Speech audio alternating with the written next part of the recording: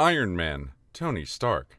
Before anyone else crossed a line, it was Tony Stark who quietly stepped over it first. The moment came not with a villain's speech, but with a secret decision. While the Avengers slept, Tony chose to build Ultron. No vote, no warning, just fear acting faster than trust. Tony started as a hero who learned from his mistakes. He shut down his weapons business. He fought beside gods and soldiers to stop invasions. But the Battle of New York broke something in him.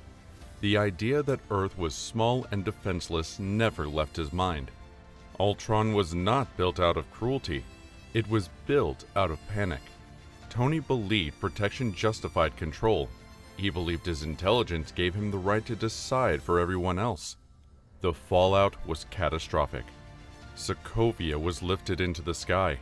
Thousands died, and Tony kept going, supporting the Sokovia Accords, trying to kill Bucky out of revenge, handing a teenager a satellite weapon system.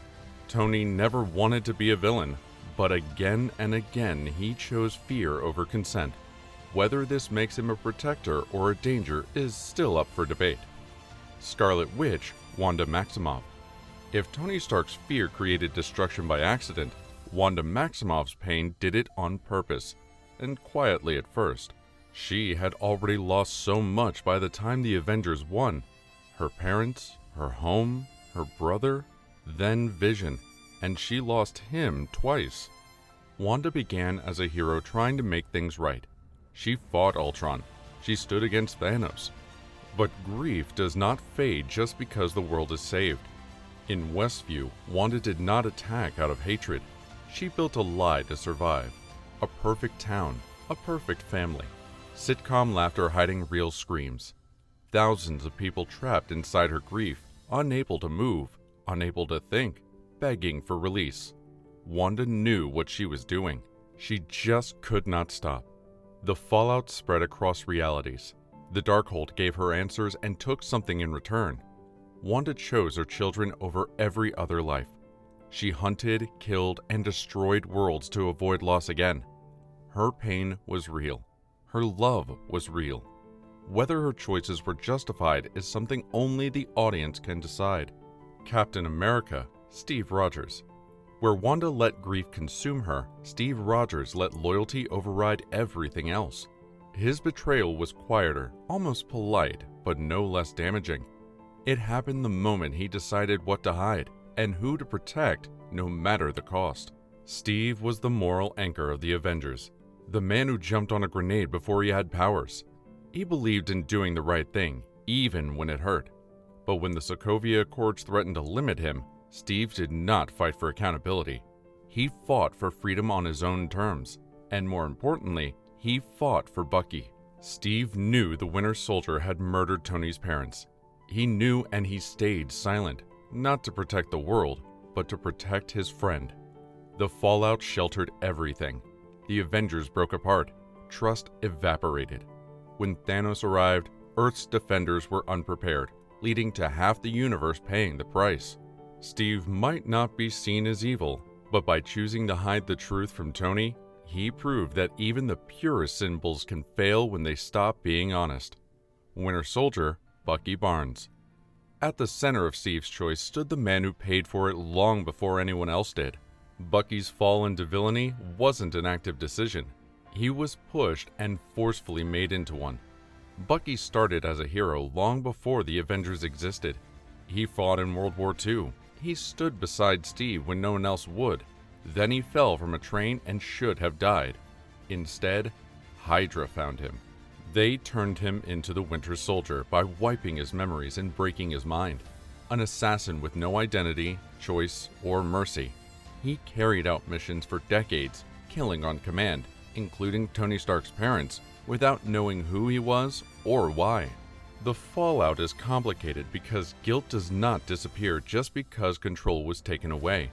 Even after Hydra fell, Bucky remembered everything, every life he took. He lived as both a victim and weapon. Whether he should be judged as a villain or mourned as a casualty of power is the question the MCU never fully answers, and maybe it never should. Hulk, Bruce Banner. If Bucky showed what happens when control is stolen, Bruce shows what happens when it is lost. The betrayal here is not against others at first, but against restraint itself. He stops holding back, and the world feels the heat. Bruce became a hero by trying to contain a monster. He joined the Avengers not because he trusted himself, but because he feared what would happen if he stayed alone. Again and again, Hulk was used as a weapon of last resort. Point him at the problem and hope nothing breaks beyond repair. Over time, that constant fear turned into anger. Anger at being feared, used, and being told to calm down while everyone else kept pushing. The fallout comes when Hulk decides mercy is optional. In his darkest arcs, he stops caring who gets hurt as long as the pain ends.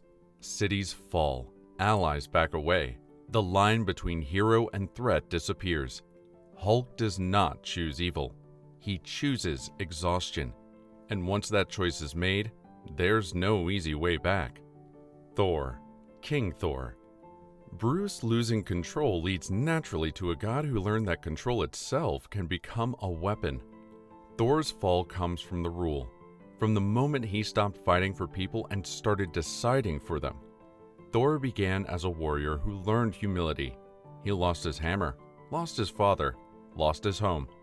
Each loss shaped him into a better hero. But when he became king, the weight of the crown changed him. He saw mercy was seen as weakness and made protecting the reals his #1 priority. The fallout is quiet but brutal. Rebellions crushed, friends questioned, worlds ruled rather than saved. Thor believed he was preventing chaos, that a firm hand was kinder than endless war. But when a god decides peace is worth obedience, freedom is always the first casualty. Thor never saw himself as a villain, but as a necessity. And that belief may be more dangerous than a ruler can have. Before we get to the final twist in these hero stories, make sure to subscribe, hit the like button, and turn on notifications. Doctor Strange, Stephen Strange. From a god who ruled by conviction, the story turns to a sorcerer who believed the universe would collapse without his intervention. Stephen Strange. His betrayal begins the moment saving everyone becomes more important than asking whether he should. Strange, right? Strange started as a hero who learned humility the hard way. He gave up his hands, his career, and his old life to protect reality. But that sacrifice came with a flaw. Strange could not accept loss. Across the multiverse, versions of him kept making the same mistake. Using the Darkhold, breaking natural laws, forcing outcomes because he believed the end justified the damage. In one universe, his grief erased entire realities just so he could undo one death. The fallout is multiversal ruin, incursions, and collapsed worlds. Spider-Man, Peter Parker. Strange's failures ripple outward, landing hardest on the youngest hero of all. Peter Parker's turn is smaller, quieter, and far more personal. His betrayal is not of the world, but of his own principles. Peter began as the purest kind of hero. He helped because it was right, not because he was strong enough to win. But loss followed him everywhere. Uncle Ben, Tony Stark, his future. When power met anger, the balance slipped. Under the symbiote, Peter became faster, stronger, and crueler. He hurt criminals instead of stopping them. He stopped listening. Even without the suit, grief pushed him to make reckless choices that endangered entire realities. The fallout is pain, broken trust, and nearly lost lives. A hero forced to relearn why responsibility matters. Peter always comes back, but the frightening part is how close he gets to the edge. Vision. And finally, where emotion and ambition both failed, Vision reveals a different danger entirely. His betrayal is subtle, wrapped in calm logic and probability. It begins the moment he starts trusting calculations more than people. Vision was created to be a safeguard. He was thoughtful, curious, and deeply committed to protecting life. He fought Ultron, questioned violence, and valued human connection, especially with Wanda. But Vision also believed in order. During the Civil War, he tracked allies without consent and supported the Sokovia Accords. not out of loyalty, but because the numbers said control reduced casualties. To Vision, freedom became a variable. The fallout was an emotional and ethical fracture. His cold reasoning contributed to the Avengers' collapse. Vision never intended harm, but he did so nevertheless.